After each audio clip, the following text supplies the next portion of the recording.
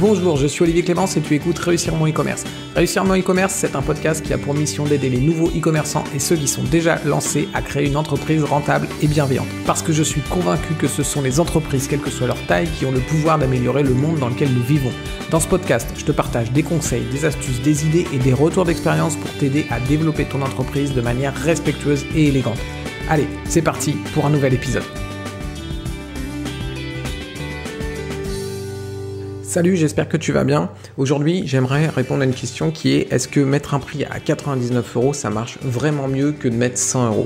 Est-ce qu'il y a vraiment des gens qui se font avoir et qui croient que c'est vraiment moins cher quand c'est à 99€ que 100€? Est-ce que finalement, c'est pas une légende urbaine où tout le monde se copie et que finalement ça marche pas? C'est simplement des gens qui ont cru que c'était une bonne idée et du coup tout le monde recopie ce qu'ils ont fait. Déjà, il faut savoir que il y a une étude qui a été faite aux États-Unis et qui montre que 2/3 des prix dans les magasins se terminent par un 9. Donc 2/3 des prix, c'est pas rien. Il y aurait eu une infinité d'autres possibilités, mais là, 2/3 des prix des magasins se terminent par un 9. Donc il y a vraiment beaucoup de monde qui utilise cette méthode. Et est-ce que finalement c'est une bonne méthode ou pas? Est-ce que ça tient à rien?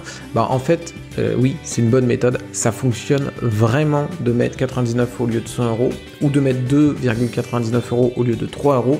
Ça fonctionne vraiment, tu vas vendre vraiment mieux. Il y a une étude qui a été faite, donc c'est une expérience qui a été faite par Duncan Semester et Eric Anderson. Donc c'est deux professeurs en marketing dans des universités prestigieuses des États-Unis. Et ce qu'ils ont fait comme étude, en fait, comme expérience, c'est qu'ils ont pris 3 groupes de clients. Ils sont allés voir une entreprise qui vend des vêtements avec un catalogue papier, en fait.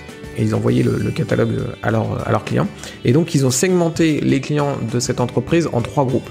Et ce qu'ils ont fait, c'est que le premier groupe, ils lui ont envoyé un catalogue avec des prix qui se terminaient par 9, par exemple 59€.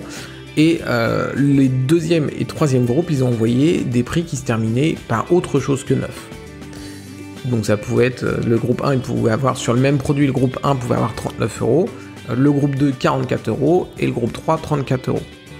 Et les résultats qu'ils ont eu, ils sont assez impressionnants, c'est que systématiquement, le groupe 1 vendait plus que le groupe 2 et le groupe 3, et pas qu'un petit peu, c'était 40% de ventes en plus pour le groupe 1, et même si en face le produit était moins cher, c'est-à-dire que même le produit à 34€ pour le groupe 3 par exemple, parce que dans le groupe 3 il n'y avait pas de prix à 9€ qui finissait par 9, et le produit à 34€ se vendait moins bien que le produit à 39€. C'est le même produit, c'est exactement le même produit, la seule différence c'est le prix, et il y en a un qui se finit par 9 et l'autre qui se finit par 4.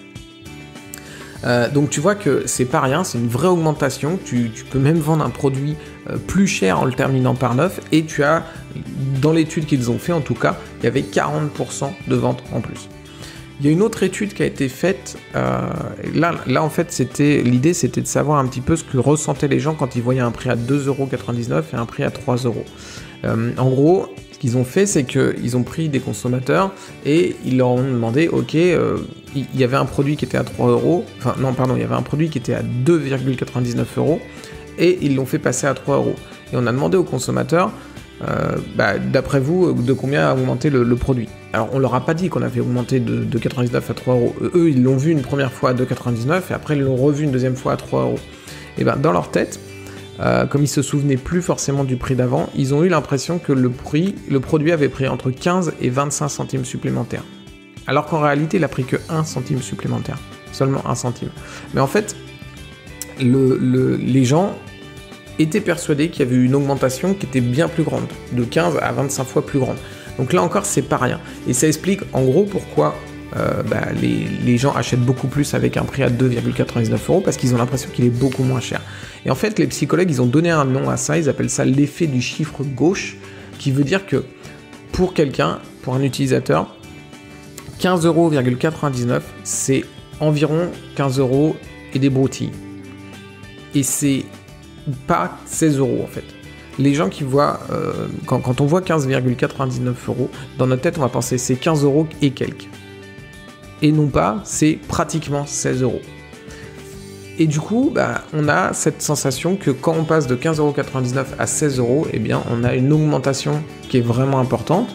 parce qu'on a gagné 1 euro, mais finalement on n'a absolument pas gagné 1 euro, on a gagné, on a augmenté de 1 centime, ce qui est quand même pas la même chose.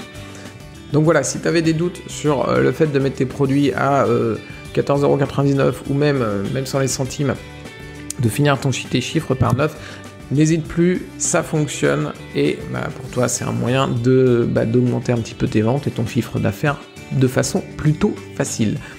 Voilà, si ce podcast t'a plu et que tu es sur Apple Podcast, tu peux lui laisser une note 5 étoiles, ça soutient très fort le podcast et ça aide à le faire connaître par les autres utilisateurs d'Apple Podcast. Et si jamais tu es sur une autre plateforme, c'est beaucoup plus difficile de laisser une notation. Donc ce que tu peux faire si tu veux soutenir le podcast, tu peux le partager autour de toi. Tu es le seul ambassadeur de ce podcast. Si tu veux qu'il se développe, si tu veux qu'il s'améliore, parle-en autour de toi. C'est le bouche à oreille qui permettra à ce podcast de se développer et de devenir de plus en plus intéressant pour toi. Je te dis à très vite pour un prochain épisode. Ciao!